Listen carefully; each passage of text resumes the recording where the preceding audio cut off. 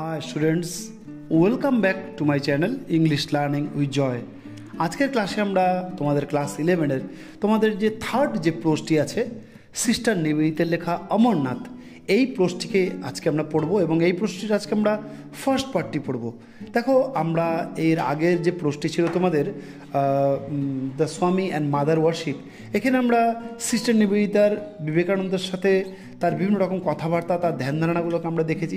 এই গল্পতেও আমরা দেখব যে সিস্টার নিবেদিতা বিবেকানন্দের কাছে থেকে বিশেষ করে এখানে দেখানো হয়েছে সিস্টার নিবেদিতা যখন নাকি স্বামীজির সাথে যখন তিনি অমরনাথে তিনি তীর্থযাত্রা করতে তিনি গিয়েছিলেন, সেখানে যাওয়ার পর তার বিভিন্ন রকম কথাবার্তা, তার বিভিন্ন রকম ধর্মীয় ভাবধারা, সেই সমস্ত জিনিসগুলো নিবেদিতা খুব কাছের থেকে তিনি দেখেন এবং সেই সব জিনিসগুলোই তিনি অমরনাথ তার এই পোস্টটির মাধ্যমে আমাদের সামনে তিনি তুলে ধরেছেন। ঠিক আছে, তাহলে চলো আজকে আমরা ভালো করে এর ফার্স্ট পার্টটি পড়ব। তোমরা সামনে বইটিকে খুলে রাখো।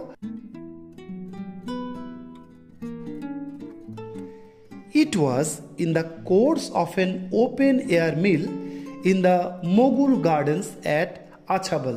দেখো, আছাবল হলো একটি শহর যেটি জম্মু কাশ্মীরে অবস্থিত আছে। সেই আছাবল, সেই শহরের মুঘল গার্ডেন্স, মানে এই বাগানটি, যেই বাগানটি, দেখো মুঘল বলতে কিন্তু আমাদের মুঘল গার্ডেন কথাটা, মুঘল সাম্রাজ্যের কথা মনে পড়ছে। তাহলে এই যে বাগানটি, সেই বাগানটি মুঘল সাম্রাজ্যের সময় ছিল। সেই বাগানটি যেটি নাকি এখন জম্মু কাশ্মীরের আছাবলে অবস্থিত আছে, সেই মুঘল বাগানের মধ্যে আমরা ওপেন এয়ার মিল মানে খোলা আকাশের নিচে আমরা যখন নাকি নিজেদের খাওয়া দাওয়া যখন করছিলাম, দ্যাট দ্য স্বামী সাডেনলি অ্যানাউন্সড দ্যাট, তখন হঠাৎ করে স্বামী বিবেকানন্দ তিনি হঠাৎ করে ঘোষণা করেছিলেন যে that he would go to Amarnath with the pilgrims, তিনি সব তীর্থযাত্রীদের নিয়ে তিনি অমরনাথে তিনি যাত্রা করতে তিনি যাবেন।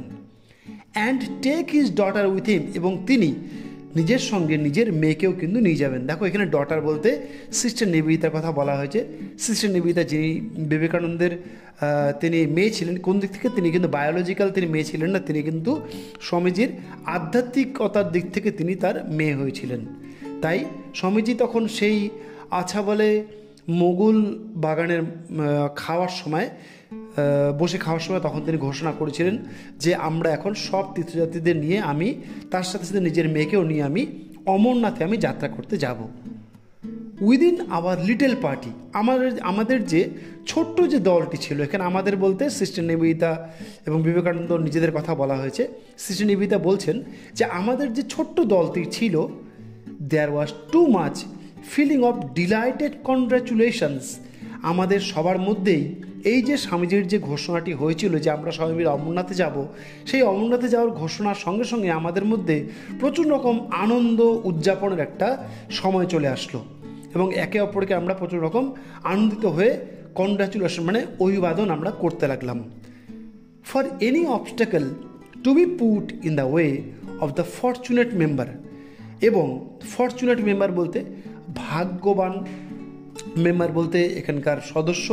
তাহলে ফরচুনেট মেম্বার বলতে কিন্তু এখানে কিন্তু সিস্টার নিবেদিতা নিজের কথা বলা হয়েছে যে দেখো, সবাই যেহেতু এখানে পুরুষরাই সবাই এখানে আছে, তার মধ্যে নিবেদিতা একলা মেয়ে, সেই সবাই যেহেতু স্বামীজি সেই ঘোষণাতে প্রচণ্ড খুশি হয়েছিল, তাই সেইখানে নিবেদিতা যে একা মেয়েও তাদের সাথে যে যাবে, তাই নিবেদিতা যাওয়ার পথে কিন্তু তাদের কোনো রকমের বাধা সৃষ্টি কিন্তু হয়নি, বা নিবেদিতা যাওয়ার পথে কোনো রকম বাধা সৃষ্টি হয়নি, যেটা নাকি এখানে বলা হয়েছে for any obstacle to be put in the way of the fortunate member.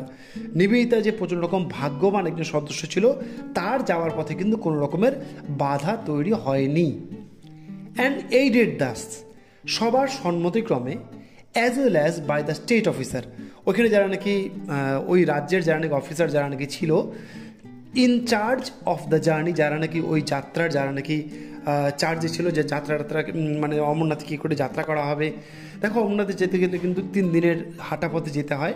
এখন 3 দিন হাঁটা পথ এখন আছে, কিন্তু আগে হয়তো আরও বেশি দিন ওখানে জার্নি করে হেঁটে হেঁটে যেতে হতো।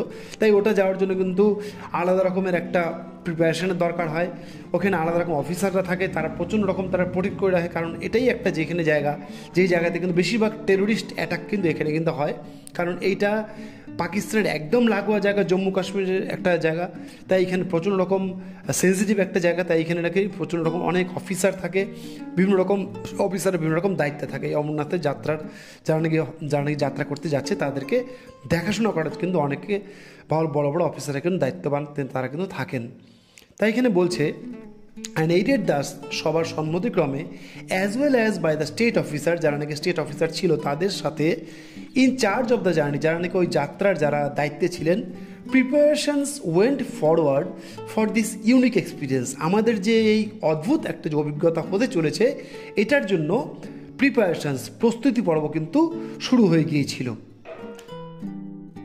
Kashmir seemed in those weeks, দেখো কাশ্মীর মনে হয়েছিল ওই সময়কার সপ্তাহগুলোতে, সিমড মানে মনে হওয়া, ইন দোজ উইকস ওই সময়কার সপ্তাহগুলোতে, to be full of pilgrims, যে তীর্থযাত্রীদের দ্বারা একদম কিন্তু ভর্তি হয়েছিল। দেখো তোমাদেরকে জানার জন্য বলছি যে এই যে অমরনাথে যে যাত্রা করা হয় সেটা কিন্তু সারা বছর কিন্তু খোলা থাকে না, ওটা কিন্তু ঠিক জুলাইয়ের থেকে বা জুন জুলাই থেকে সেপ্টেম্বর পর্যন্ত মানে 2-3 মাসই কিন্তু খোলা থাকে, সারা বছর কিন্তু বন্ধ থাকে। আর অমরনাথে যাওয়ার জন্য কিন্তু ওখানে কোনো হোটেল টোটেল কোনো কিছু নেই, ওখানে সবাই বিভিন্ন তীর্থযাত্রীরা ওখানে যায়, তারা সবাই তাঁবু খাটিয়ে বিভিন্ন রকম জায়গাতে থাকে, 3-4 দিন হাঁটা পথ থাকে, হেঁটে গিয়ে ওখানে মহাদেবের তারা দর্শন করে। সুতরাং ওই সময়কার যেই সময় নাকি এই অমরনাথের যাত্রার জন্য যখন নাকি সময়টা শুরু হয় তখন প্রচুর তীর্থযাত্রীরা ওইখানে কিন্তু দেখা যায়, সেটাই বলা হয়েছে যে ওই কয়েকটা সপ্তাহের মধ্যে প্রচুর তীর্থযাত্রী ওখানে কিন্তু ভর্তি হয়ে গিয়েছিল। উই লেফট আচাবল, আমরা ত্যাগ করলাম বা ছেড়ে দিলাম, and returned to our boards at Islamabad, যেটা নাকি এখন পাকিস্তানে আছে। দেখো তখন যেটা যখনকার কথা বলা হচ্ছে তখন তো ভারত পাকিস্তান ভাগ হয়নি, তখন কিন্তু ইসলামাবাদ কিন্তু ভারতের একসাথের মধ্যেই ছিল। তাই এখানে বলছে আমরা ত্যাগ করে আমরা নিজেদের বোটে করে বা আমরা নৌকাতে করে আমরা ইসলামাবাদে আমরা ফিরে এলাম। ফর ফাইনাল অ্যারেঞ্জমেন্টস, শেষ প্রস্তুতি পর্ব চলেছিল তখন। And everywhere we saw the march of gathering hosts, এবং আমরা যখনই যেদিকেই দেখছিলাম সব দিকেই কিন্তু দেখছিলাম প্রচুর তীর্থযাত্রী সমানে দলে দলে তারা কিন্তু আসছে বা দলে দলে তারা কিন্তু যাচ্ছে। মার্চ অফ গ্যাদারিং হোস্টস মানে তারা দলে দলে তারা তীর্থযাত্রীগুলো সমানে কিন্তু অমরনাথের দিকে তারা যাচ্ছে। It was all very quiet and orderly, সবাই যাচ্ছে, প্রচুর তীর্থযাত্রী যাচ্ছে কিন্তু সবাই কিন্তু চুপচাপ শান্ত, অ্যান্ড অর্ডারলি মানে পরিষ্কার পরিচ্ছন্নভাবে এবং সুন্দর পরপর করে, কোনো তাড়াহুড়ো নেই, কোনো ধাক্কাধাক্কি নেই, খুব ধীরে ধীরে চুপচাপ করে তারা কিন্তু যাত্রা করে চলেছে। অ্যান্ড পিকচারেস্কিউ, বলছে পিকারেস্ক এই কথাটার মানে হলো সেই সময়কার যখন নাকি অমরনাথে যাত্রা করা হয় তখনকার কাশ্মীরের একটি অভূতপূর্ব দৃশ্য থাকে, প্রকৃতির অভূতপূর্ব দৃশ্য তখন কিন্তু দেখা যায়, সেটা কথা বলতে গিয়ে এখানে বলা হয়েছে অ্যান্ড পিকারেস্ক, মানে তখনকার সময় বা ওই সময় যে সময় নাকি অমরনাথ যাত্রা করা হয় তখনকার যে পরিবেশ সেটা দারুণ মনোরম একটা পরিবেশ, ঠিক আছে, প্লিজেন্ট ওয়েদার যাকে বলা হয়। 2 or 3,000 people would encamp in a field, 2 থেকে 3,000 মানুষ সামনের মাঠের মধ্যে তারা খাটিয়েছিল। এনক্যাম্প মানে তাঁবু খাটানো, ঠিক আছে, বলছে 2 থেকে 3,000 তীর্থযাত্রীরা ওখানে মাঠের মধ্যে ওখানে তারা তাঁবু খাটিয়েছিল। অ্যান্ড লিভ ইট বিফোর ডন, এবং তারা তাঁবু খাটিয়ে তাঁবুর মধ্যে থাকতো, এবং যখনই নাকি লিভ ইট বিফোর ডন, ভোর হওয়ার আগেই, মনে রাখবে ডন মানে ভোর হওয়ার আগেই তারা কিন্তু নিজের তাঁবুটি ছেড়ে তারা কিন্তু চলে যেত। With no trace of their occupation, এবং তারা যখন ওখান থেকে চলে যেত প্রত্যেকটা তীর্থযাত্রীর দলই তারা যখন ওই টেন্টের থেকে চলে যেত তারা কিন্তু যাওয়ার আগে কোনো ধরনের জিনিসপত্র বা কোনো কিছু তারা কিন্তু ওখানে ফেলে যেত না। Save the Ashes of their cooking fire, শুধুমাত্র তারা যেখানে থাকতো সেই টেন্টের ভেতরে তারা যে রাত্রেবেলা রান্না করে খেত সেই রান্নাবান্না করার কুকিং ফায়ার, সেই রান্নাবান্না করার জন্য যে ছাইগুলো সেগুলোই শুধু পড়ে থাকতো, বাকি কোনো কিছু কিন্তু তারা আর ফেলে যেত না, সব কিছু তারা নিজেদের সঙ্গে তারা নিয়ে যেত। দে ক্যারিড এ বাজার উইথ দেম, নিবেদিতা বলছেন যে সবাই এত সব বিভিন্ন রকম জিনিসপত্র নিয়ে ওখানে আসতো, সব কিছু থাকতো, ওখানে খাওয়া দাওয়া করে আবার চলে যেত, মনে হচ্ছে সবাই নিজেদের সাথে বাজার তারা মনে হচ্ছে ক্যারি করছে। And at each halting place, এবং প্রত্যেকটি থামার জায়গাতে দ্য পিচিং অফ টেন্টস, যেখানে নাকি তাঁবু খাটানো হতো, অ্যান্ড ওপেনিং অফ শপস, এবং সেইখানে দোকান খুলে যেত। Took place with incredible rapidity. এবং এই যে তারা যারা নাকি ওখানে ছিল, তারা যে নিজেদের দোকান টোকানগুলো তারা যে খুলতো, বিভিন্ন তীর্থযাত্রীদের যারা যারা ওইখানে যাবে তারা যেন ওইখান থেকে কেনাকাটা করতে পারে, তারা এইসব জিনিসগুলো করতো ইনক্রেডিবল, অভূতপূর্ব র্যাপিডিটি মানে দ্রুততা, প্রচণ্ড রকম দ্রুততার সহিত তারা কিন্তু এগুলো করতো। মানে এই সকালবেলা তারা দোকান খুললো, সন্ধ্যাবেলা হতে তারা বন্ধ করে দিল, আবার ভোর হলো তারা দোকান খুললো, এই যে তারা যে করতো তারা বোঝা যেত তারা একদম অভ্যস্ত হয়ে গিয়েছিল ব্যাপারটাতে।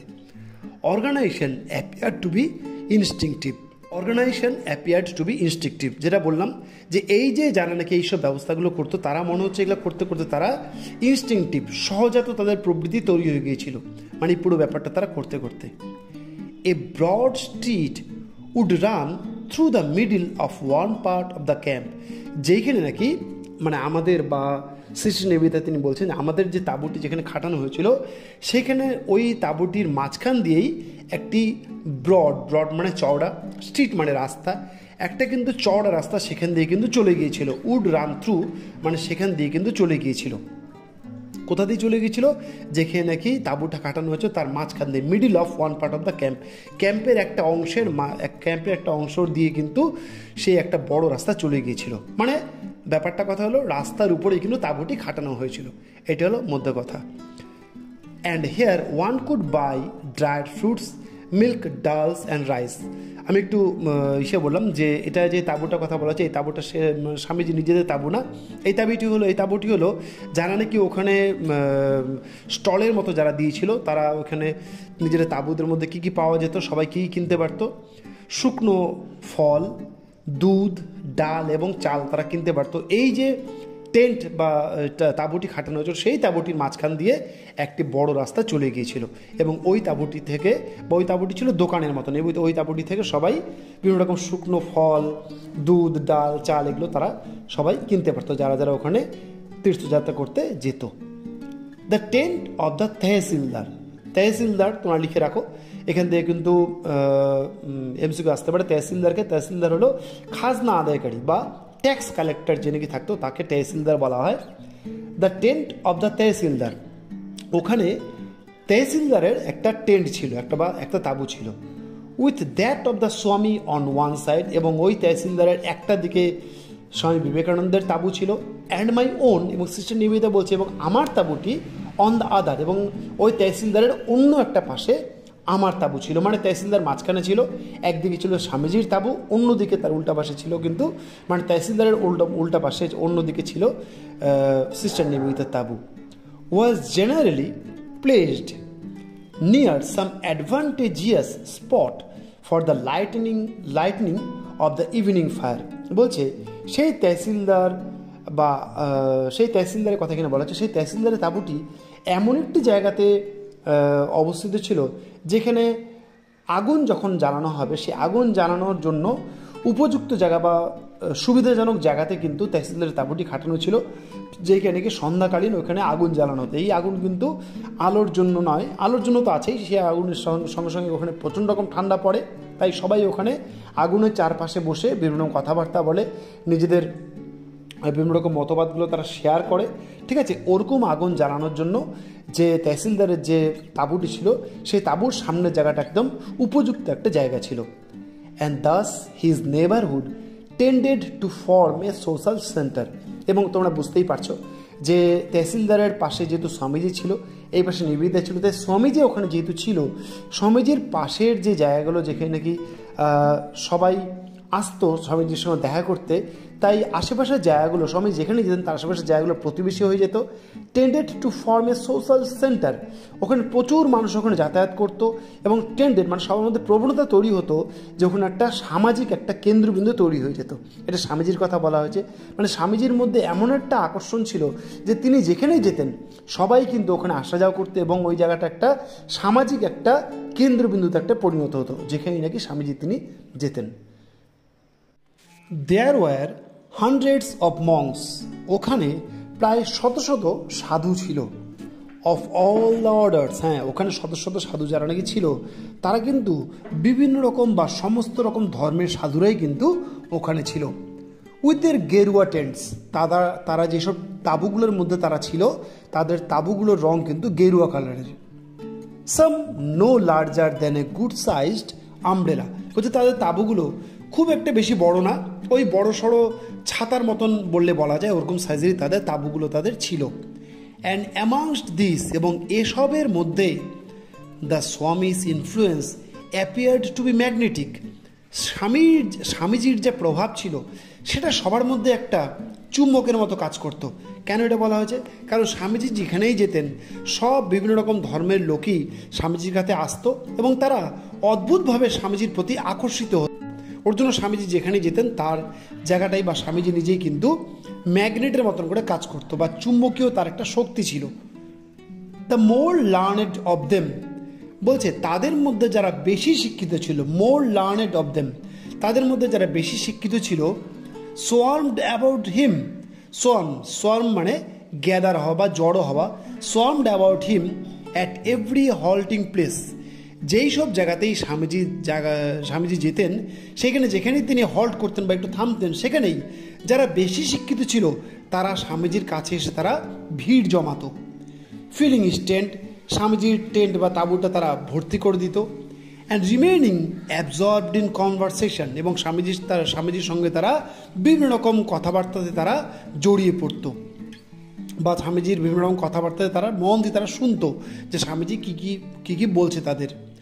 Through out the hours off day light, এই সমস্ত কথাবার্তা বা স্বামীজি নিজের ভক্তদের প্রতি বিভিন্ন রকম কথাবার্তাগুলো তিনি বলতেন সারা দিন ধরে।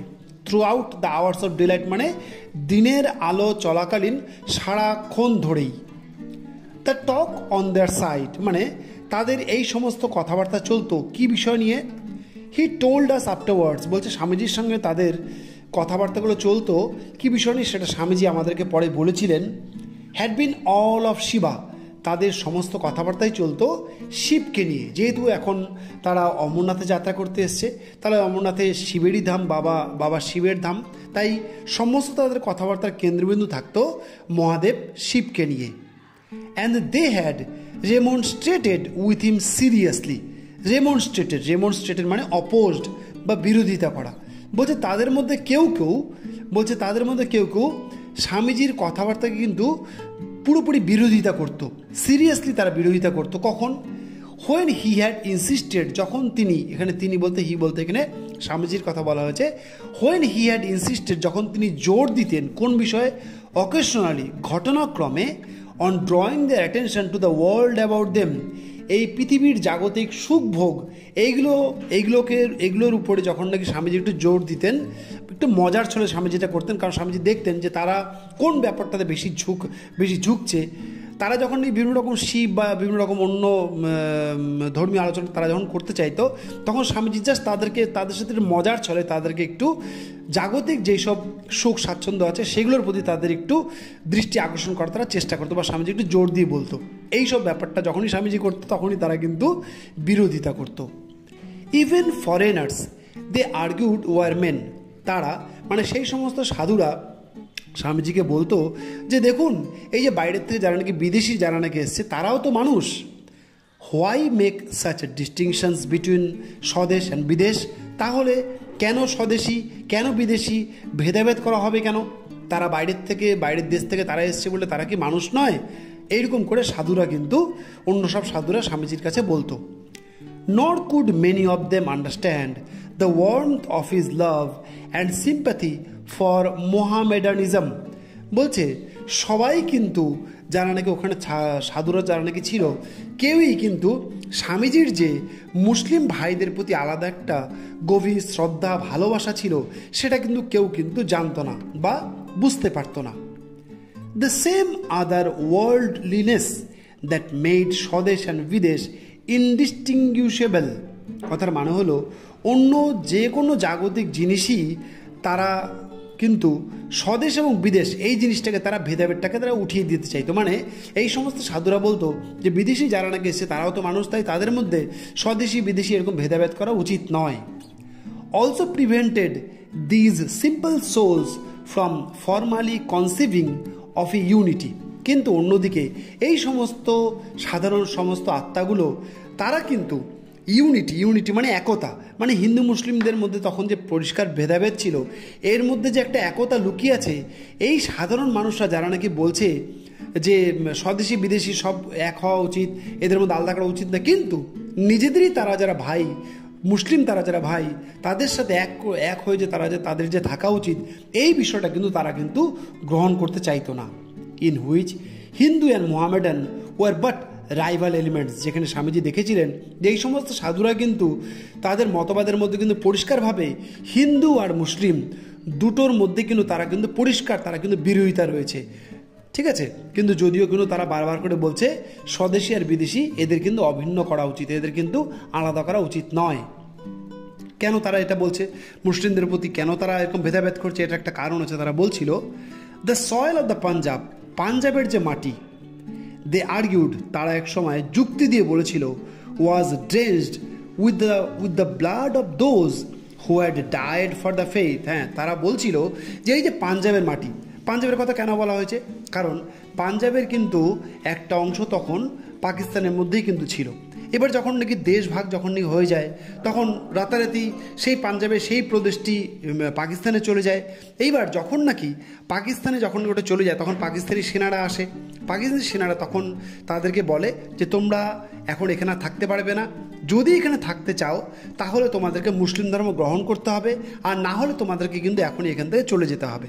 বা সবাই নিজেদের পুরনো বাবার বাড়ি বা পুরনো তাদের পৈতৃক বাড়ি সম্পত্তি ছিল, সুতরাং এখানে বলা হয়েছে ওয়াজ ড্রেন্সড উইথ দ্য ব্লাড, তাদের সেই সমস্ত মানুষ যারা নাকি নিজেদের বিশ্বাসটাকে ধরে রেখেছিল, তারা ওখান থেকে যেতে চাইছিল না, তারা কিন্তু ওখানে মারা গিয়েছিল, তাদেরকে ওখানে মরতে হয়েছিল। ওর জন্য এখানে বলছে was drenched with the blood of those who are died for the faith, সেই সমস্ত মানুষরা নিজেদের বিশ্বাস, নিজেদের ধর্মটাকে রক্ষা করার জন্য কিন্তু ওখানে মারা গিয়েছিল। তাই পাঞ্জাবের রক্ত সেই সমস্ত মানুষদের রক্তে কিন্তু ভিজে আছে। এইটাই একটা কারণ, সাধুরা বলছিল যে এই কারণের জন্য আমরা কিন্তু মুসলিমদেরকে আমরা এক করে নিজেদের মধ্যে ভাবতে চাই না। Here at least let him practice a narrow orthodoxy, orthodoxy মানে ধর্মীয় গোড়ামি। তারা মানে সেই সমস্ত সাধুরা স্বামীজিকে জোর করে বলতো বড় যে হিয়ার অ্যাট লিস্ট, অন্তত এই বিষয়টিতে, অন্তত এই যুক্তিতে, লেট হিম প্র্যাকটিস এ ন্যারো অর্থোডক্স, এই বিষয়টিতে কমসে কম আপনি একটু ধর্মীয় গোড়ামি একটু দেখান না, যে মুসলিমদেরকে আমরা কী করে নিজেদের ভাই বলে মনে করব, কী করে তাদেরকে আমরা এক করে ভাববো। তারা তখন স্বামীজিকে একটু ধর্মীয় গোড়ামির দিকে ঝোঁকার জন্য তারা একটু জোর দিত। ইন অ্যান্সার টু দিস, কিন্তু এই প্রশ্নের উত্তরে as became one who was in fact an anachronism মানে কাল ব্যতিক্রম অফ দ্য ফিউচার, স্বামীজিকে তখন কিন্তু ফিউচারের কথা বলতো, ভবিষ্যতের কথা বলতো। দ্য স্বামী মেড দোজ প্র্যাকটিক্যাল কনসেশনস মানে হলো যৌক্তিক কথাবার্তা। স্বামীজি বিভিন্ন রকম যুক্তি দিয়ে তাদেরকে বোঝাতো of the moment that were expressive of his love for the brethren মানে এখানে মুসলিম ভাইদের কথা বলা হয়েছে, যে স্বামীজির মধ্যে যে নিজের যে মুসলিম ভাইদের প্রতি কতটা ভালোবাসা আছে, বা তাদের প্রতি কেন স্বামীজি এত ভালোবাসেন, যারা নাকি ছোটোবেলার থেকে যারা নাকি এখানে বড় হয়েছে, তারা মুসলিম ধর্ম গ্রহণ করেছে বলেই তাদেরকে আলাদা করে তাদের করে দেওয়া হবে, তাদের মধ্যে একতা থাকবে না। এই জিনিসটা স্বামীজি সেই সমস্ত সাধুদেরকে বিভিন্ন রকম যৌক্তিক কথাবার্তার মাধ্যমে তাদের কিন্তু বোঝানোর তিনি চেষ্টা করতেন। and drove his principles home to their minds with the greater force and vehemence মানে জোর দিয়ে বলা, যেটা বললাম যে স্বামীজি তাদেরকে কিন্তু নিজের মতবাদগুলোকে তাদের সামনে প্রতিষ্ঠা করার চেষ্টা করতেন, এবং তিনি জোর দিয়ে বলতেন যে হিন্দু মুসলিম সবাই কিন্তু আমরা একভাবে এই মাটিতে জন্মেছি, সবাই ভারতবাসী, শুধুমাত্র ধর্মটা আলাদা হওয়ার জন্যই কিন্তু কাউকে কিন্তু আলাদা করা যায় না। ঠিক আছে, ওকে বন্ধুরা, আজকে আমরা এতটুকু পর্যন্তই পড়বো। আজকের ক্লাসটি যদিও একটু বড় হয়ে গেল, কিন্তু তোমরা ভালো করে ক্লাসটি বোঝো, কোথাও বুঝতে অসুবিধা হলে কমেন্ট সেকশন অবশ্যই জানাবে, আমি তার রিপ্লাই দেওয়ার চেষ্টা করব। তাহলে আমাদের দেখা হবে এরপরে আরেকটি ক্লাসে। ততদিন পর্যন্ত তোমরা ভালো থেকো, সুস্থ থেকো, গুড বাই।